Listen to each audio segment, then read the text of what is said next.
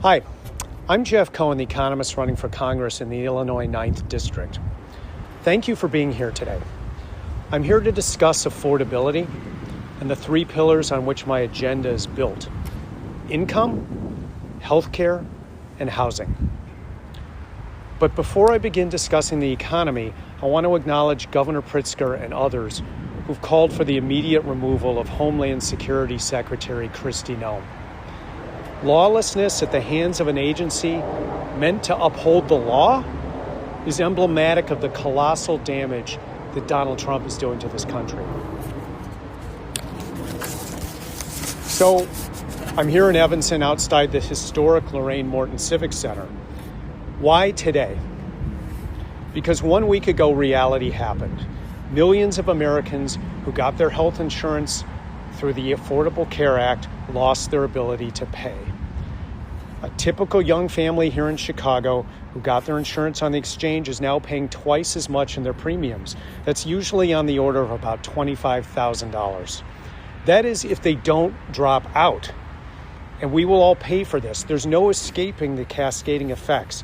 Increased private insurance costs, Medicare price escalation through cost shifting, and hidden giant costs in the form of reduced productivity because of poorer health.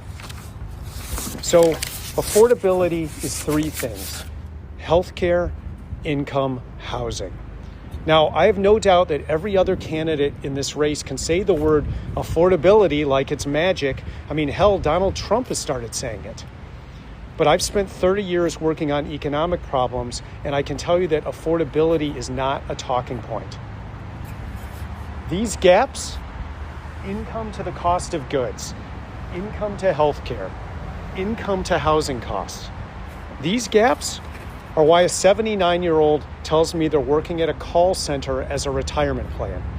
These gaps are why a teacher tells me they're picking up Uber shifts to make ends meet. And these gaps are why younger people are wondering if they'll ever be able to afford their own home. So let's talk about some concrete proposals. Number one is income. Income solves a lot. So first, I propose a small business profit sharing plan. 40% of Americans get their paycheck from a small business, and I want a federal tax incentive to create additional profit sharing pools for employees. It'll wind up being revenue neutral, and it's going to put money in people's pockets. Second, I want to make the earned income tax credit biweekly. That means more regular cash flow. Third, I want a critical jobs project to fill demand for nurses, electricians, plumbers. This means tuition and training reimbursement. So for example, so you know that I did the math, for the 267,000 nurses that we're going to be short in 2028, funding half their education is $10 billion. That's a tiny drop in the budget, the federal budget. Now, if you're curious why I suggest these examples, it's the economy. Two giant demand factors are driving them: the growing aging population and, of course, the boom in technology. So I say start there, fill the need, move to the next. Think of them as economic lighter fluid. Now, affordability point number two. We must relentlessly address the three pieces of the healthcare problem: providers, insurance, and medicine. So again, proposals. One, revamp the FDA clinical trials process.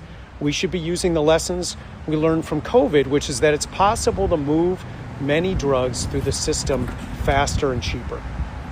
Two, we need a senior 529 plan. I want a tax-deferred savings plan for medical expenses for seniors so they don't have to spend themselves down into poverty to qualify for Medicaid. Three, something I call Project Payback. Give us 4 years and we'll pay for med school. We need more doctors, some of whom need visa help, in communities that have poor access. The cost there is about $13 billion for half their tuition. Again, it's a tiny dent in the federal budget. 4, I want to pilot Medicare for all. Maybe the federal government's cost could bring down costs. Maybe the federal government's size could bring down costs. But we can't responsibly just say that without knowing more. Let's test the case, federally fund it for 2 years so that we can be smarter. And 5, I think we need way more hospital merger scrutiny. How do we do that? We get people on congressional committees who have oversight, who have the economic expertise that matters. Last, I want to talk about housing. This gap is huge. It's a legacy of the mortgage crisis. It's a legacy of Trump's supply tariffs that are still continuing, and it's even chaotic ICE raids. So what can we do concretely? One is condition federal funding on housing in dense public transit heavy neighborhoods. Why? Because the Economist here tells you that that's the most efficient use of our federal dollars. Those places already have a built-up infrastructure, and they also require lower household living expenses, so there are economies of scale. You know, living in this 9th district is highly desirable. People want to live here. Let's use that economic lever. Okay, 2, we need building incentives for efficient, quality modular housing and for repurposing. So for me, that means federal dollars for communities that will streamline the process. That will speed up the supply gap we are all feeling. Last, I want to say about housing, and I sound like a broken record, income solves a lot of problems there as well. So thank you very much for listening. I look forward to talking about solutions to affordability in this campaign, not just wishful thinking. There's much more detail available on my website, jeffcohenforcongress.com, and I hope you go there to learn more. Thank you.